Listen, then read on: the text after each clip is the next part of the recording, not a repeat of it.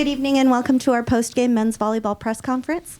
We will start the press conference with an opening statement from head coach Alan Knipe. Then we'll open it up to questions for coach along with players Mason Briggs and Aiden Knipe from the media.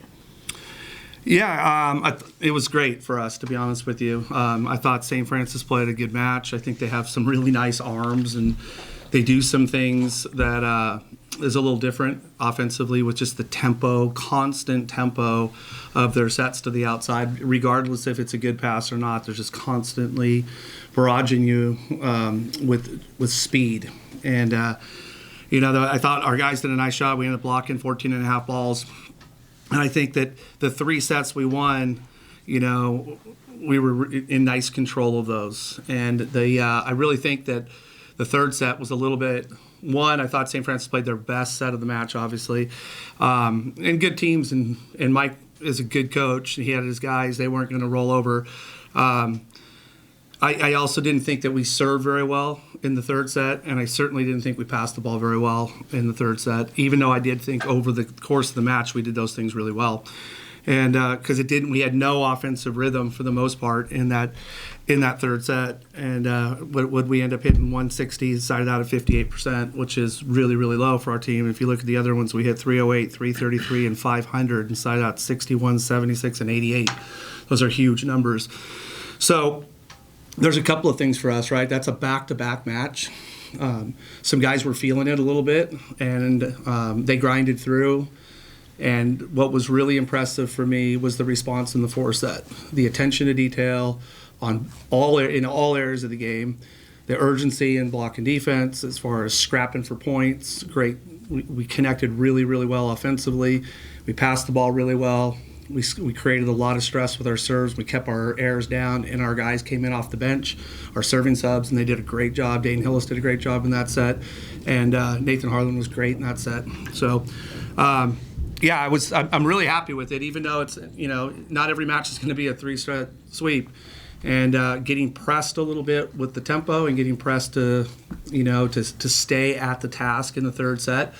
We got challenged a little bit, and that's okay. But the response was great, a lot of maturity, and a lot of good volleyball in the fourth set. Questions? Coach, can you walk me through from your perspective the long stoppage in the second set? What was that? And I saw you guys it looked like you re-warmed up about 3 times. So maybe after Alan, you guys kind of talk about, it's weird to shut down for, I think I had it like 11 or 12 minutes and then start back up, right? You know how this works. You're trying to get me fined? I'm not allowed to say. I'll pitch in. No, but seriously, like mechanically, what, you know what I mean? Like I didn't get to hear any of the conversation, so I don't know what the back and forth was. Yeah, it was a little long, and I thought our guys did a good job with it because there was a couple of things that kind of set up into a perfect storm. There was a technical timeout, so no coach called a timeout. Then there's the reversal of a challenge, which should have happened before the timeout. And that caused and then they have to get the score right at the scores table, which she didn't know right away what was going on because the discussion was happening on the other side. But I think really from what I hear from Aiden, who was over there, was that the discussion was more about how to handle the technical timeout that we already had. Do you go back? Do you do another one? And then ultimately, I think that's what they ended up with, and I think we waved that off. And it's unfortunate because most of our matches are televised ESPN matches, so the technical timeout is there for ESPN. But it was my call to stay consistent with the protocol, even though we didn't have ESPN tonight, so that our guys are in a rhythm with that. So there was a lot of things that ended up happening, and I guess they just needed to talk about it. Mason, pretty challenging in the back row throughout this weekend, really. A couple of kind of unorthodox offenses, or 2 different offenses, right? And it just seemed like you were doing a lot of quarterbacking, whether it was communicating with the front row or the back row as well. Can you take us through what it's like to be a libero in this day and age? Yeah, I think it's always going to be like that a little bit early on in the season as well. We always talk about it, trust the block. and that will come with time. And as we continue with the season, those gaps will be filled and our defense will be stopped a little bit more, myself included. But just kind of trying to put all of those pieces together early on to get where we want to be in a couple months. Your senior year, first weekend, I know I'll ask you the same question, but, that's always kind of emotional to do those last firsts, right? What were you kind of thinking about last night and tonight, getting ready for this weekend? To be honest, it didn't really hit me until, I think I saw someone else post the, last first thing or say it or something like that. And I was like, oh, shoot. Yeah, it is the last first. I think that's right. But it's definitely emotional. Thinking about the start of it, but also exciting. I mean, we go through the entire fall season waiting to just unload on these teams and compete together, and you saw that in the fourth set especially. I think, I'm grateful for how the match turned out overall because we really came together in that fourth set and I think showed ourselves, other teams, our coaches, whoever, that we can play like that all year long and going forward together like that. Exact same question. Same boat as Mason, really. I mean, I still haven't put any thought into it until you brought it up just now. I think we're just so locked in on where we want to be at the end of the season that it just doesn't matter, to be honest. It'll hit me at the end of the season, don't get me wrong, but it's not really phasing me right now. Aiden, can you take us through the process, maybe the thought process between you, or is it a call from the bench on whether you would go with the jump float, or sometimes you're mixing in the jump spin serve now? It's a little bit of both. It's kind of my feel of the match, how we're point scoring on the float versus the jump serve, what the overall score of the set is. There's infinite factors, calls from the bench. So, I mean, and I would like to be jump serving every time, don't get me wrong, but I kind of have to put my ego aside sometimes, and if we need to float serve and just point score, that's kind of what needs to happen. Because our block can point score at will, so I kind of have to drop that sometimes. Alan, if you could, talk about service. Obviously, you got a lot of guys with a lot of experience who are really strong, but obviously, you can see when you guys are on, it's kind of a treat to watch. To be honest with you, just the location and different kinds of serves. How much have you kind of seen that progress with this group over the 4 or 5 years that they've been together, and what do you think of where you guys are at right now with it? Yeah, I mean, it's always something that we're working on, right? I think serving, passing, blocking, one of those things. There's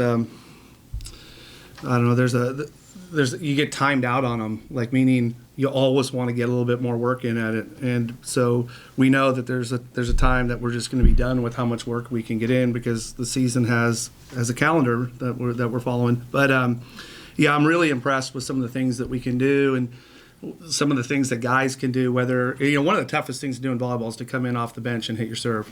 And we got some guys that will come in and hit multiple serves in a row, different areas. We had Dane did it tonight, Bloom did it tonight. Seba was the guy who had to go in for his first opportunity to serve, and he had to stand there with all the discussion going on. So really proud of him going back there as a freshman and hitting the serve. But you hit on a really important piece, and that is the different variation of serve is a really big part of something that we've been working on, for a while, and a big push in the fall.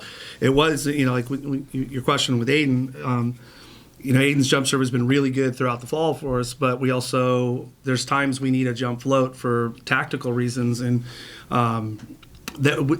we don't want that to be just him. I want to be able to jump serve with heat, jump serve with location, and be able to have a third serve of a jump float if we need to. I think you're seeing that with Sodas, you're seeing that with Sky, you're seeing that with Aiden, you're seeing that with a lot of guys that come in. Dane Hillis did it off the bench. So, yeah, but at the same time, we want to create, to be clear, it's not to go after aces, even though we ended up with 11 tonight. It's not about that. Aces are a byproduct of good serving over a long period of time. The goal is to get out of system opportunities to flex our block and defense and transition game. Mason, this is sort of a review from last year, but something to look forward this year as well. Haven't gotten to talk to you about how you're a back-to-back Eric Shoji Award winner from Off the Block. Is there anything that you take from maybe watching Eric Shoji, who is on the Olympic team? Of course, this is an Olympic year, that you put into your game. Yeah, I mean, there's definitely the privilege of watching him and even getting to play with him, traveling with him, being in the gym with him, and learning and just talking. And I think in volleyball overall, there's different styles, there's different ways to do things, not just one way to do things. Obviously, there's systems that like we have, for example, at Long Beach, but there's different styles, different things that you can always take from other players. So always learning from obviously him as our national team Olympic libero, and then just trying to stack that with other things that I'm learning and exploring and trying to bring into this last season here, and do all of this together. You touched on like the awards. We really don't even talk about like individual awards. You'll never hear him talk about it, and really our team. It's cool, but like we always say, it is a byproduct of everyone in the gym, and not just our side with the 7 that are on the court. The people that are coming in to serve, the people that are on the other side of the net, and that's probably you want to talk about this year. That's probably more true than any other year that I've been here at Long Beach with the depth that we have and the players that we have in the gym. It's pretty special. Thank you, guys. Thank you. Awesome. Thanks.